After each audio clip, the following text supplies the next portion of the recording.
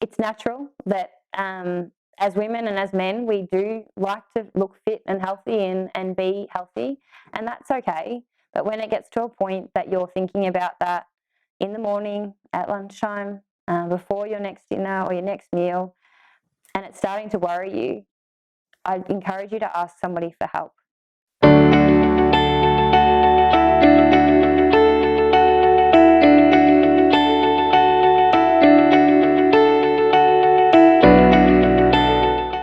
Hi, I'm Renee Garing. I am 31 years old and I am a school teacher at a school in Geelong teaching PE, and I look after the Year 7s. I'm also in the Geelong Cats AFLW side, which is something that I really love doing. I recovered from an eating disorder, and that eating disorder took over my life. It was consuming. It revolved around the things that I was passionate about in my sport and my exercise, and for a while there I was able to hide that because I was so passionate about those things, but I no longer got to enjoy them because it stole my joy. I couldn't concentrate on what I was doing because I didn't have the energy, and I couldn't enjoy the social interactions with others because food and exercise was on my mind. But I am recovered. So I've always been quite a muscular build, and I know when I was little I got called quite broad, and I remember in Year 6 a girl in my class said to me that I'd never look nice in a dress because of my body shape. And although through school I actually was quite confident, and I think through actually the asset of being into sport and quite physically capable, that wasn't front of centre in my mind. But I think later on in life, and there was moments and glimpses of that actually eating away and thinking about, well, it's a different thing to what we see and we perceive in the media about looking glamorous and beautiful and how that's portrayed. So I had outside of school actually, I had a gap year and I went to summer camp in America, which was a great experience in itself.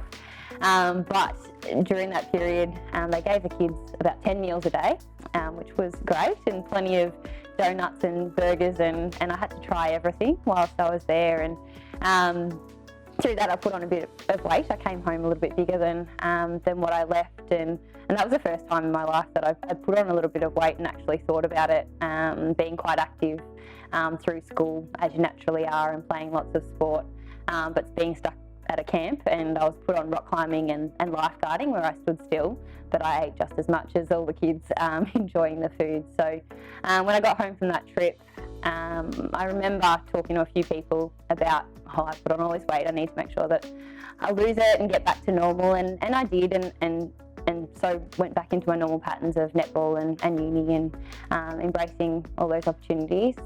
But I went overseas again a few years later, and a couple of years later, and did an overseas exchange as part of university, which again was a great experience. And I did 6 weeks in Europe before I started my university studies over there.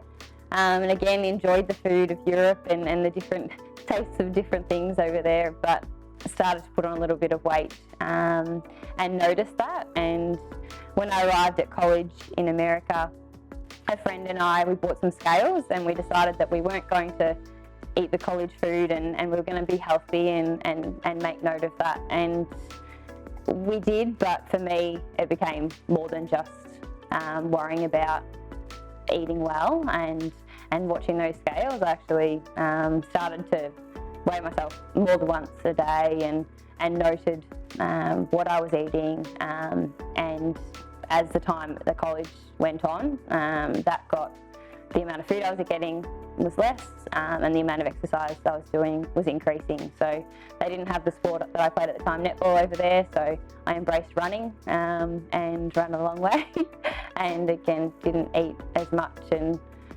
again it became an obsessive, but the behaviours got more and more obsessive until the point where over there I was just waking up and thinking about what the exercise was for the day and what was I going to eat or what wasn't I going to eat for that day. And got home, and a close friend noticed that I'd lost a lot of weight. Well, actually most people noticed that I'd lost a lot of weight whilst I was away, but some people question that, but others actually said, oh, you've lost weight, yeah, you've been running a lot, or you haven't been playing netball, because I wasn't that muscly build that I normally was. And for me, that was, at the time, I thought that was a good thing, thinking that I must look okay. And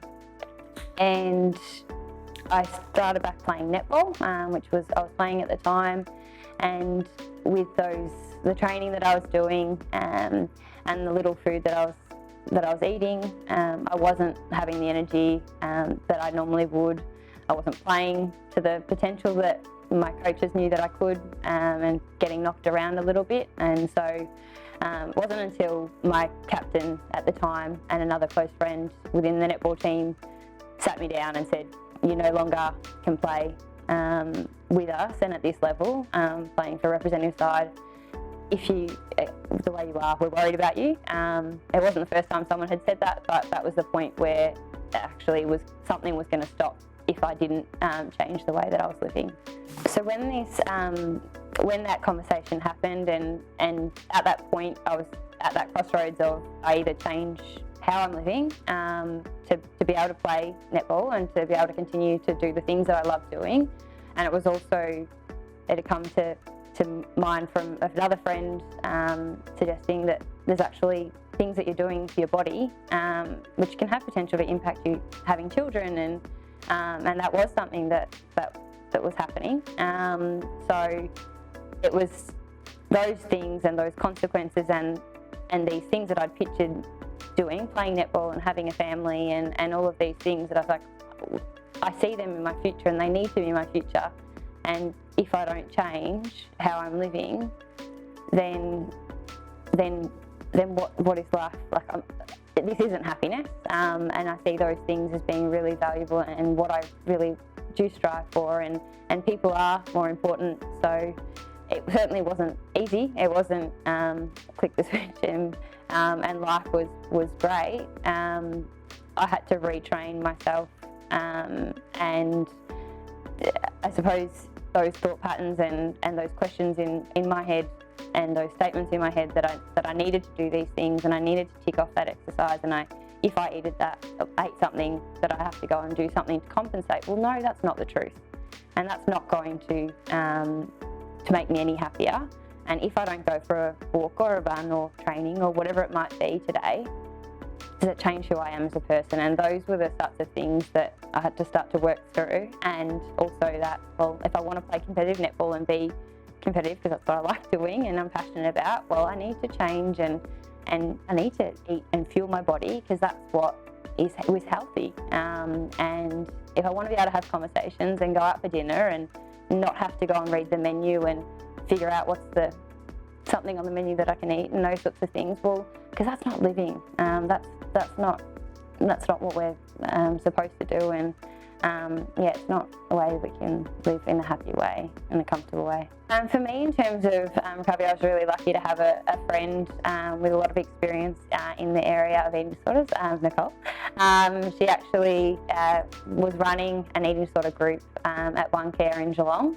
So I started to attend that group.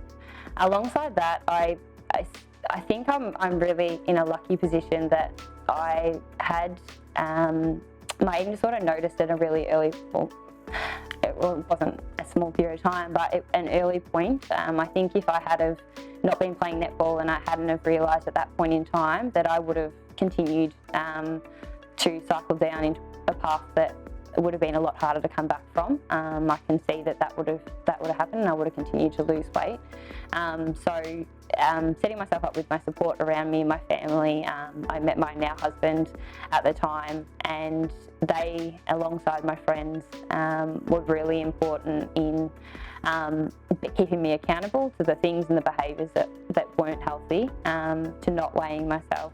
That had a hold. That was a big thing. Numbers were a big thing. So making sure that those things I had someone to keep me accountable for was really important, alongside the recovery group as well. I think when I think about the eating disorder itself, it's almost when I was at my most unwell, I feel like I was just in another frame of mind or another, like it was just, that was the focus. And if I was in a conversation like this, that would be going through my head around the food and the numbers and what I was eating next and when was I going to go for my next run, and what you're saying or what someone's saying to me, I'd be kind of listening to but not really there.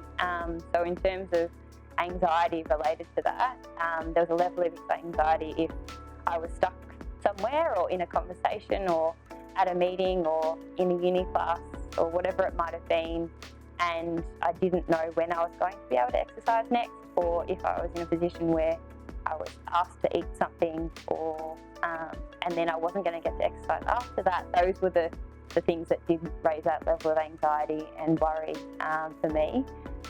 Personally, it wasn't, I wouldn't say I was depressed or sad.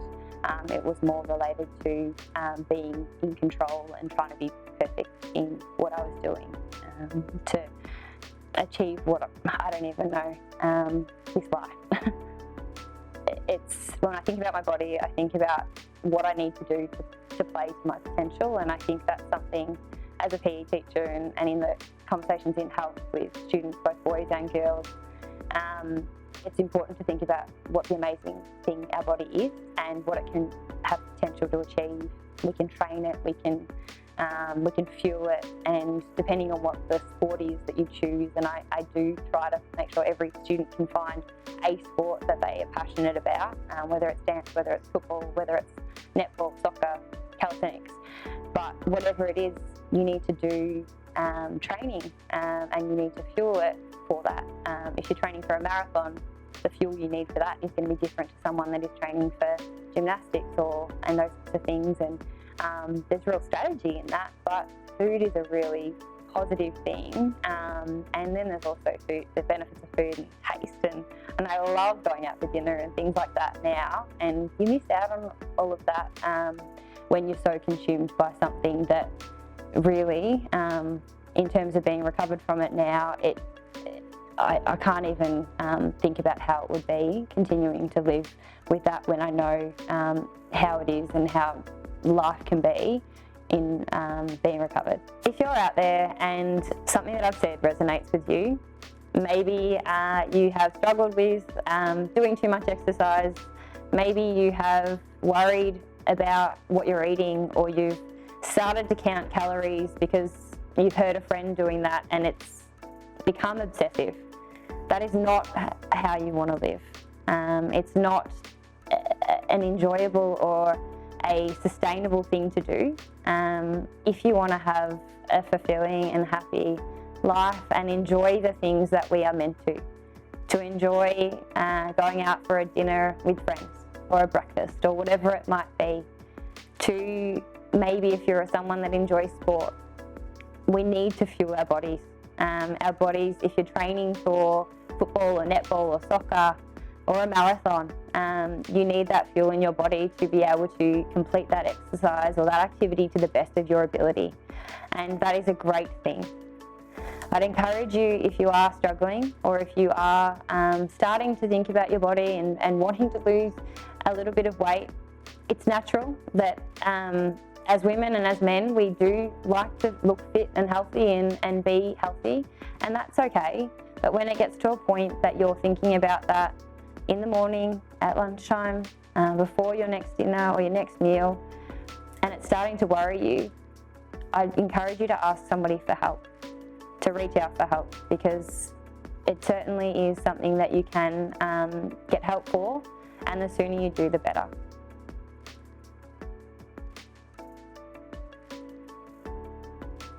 If you enjoyed that video, don't forget to like and subscribe so that we can keep you up to date with all our latest content.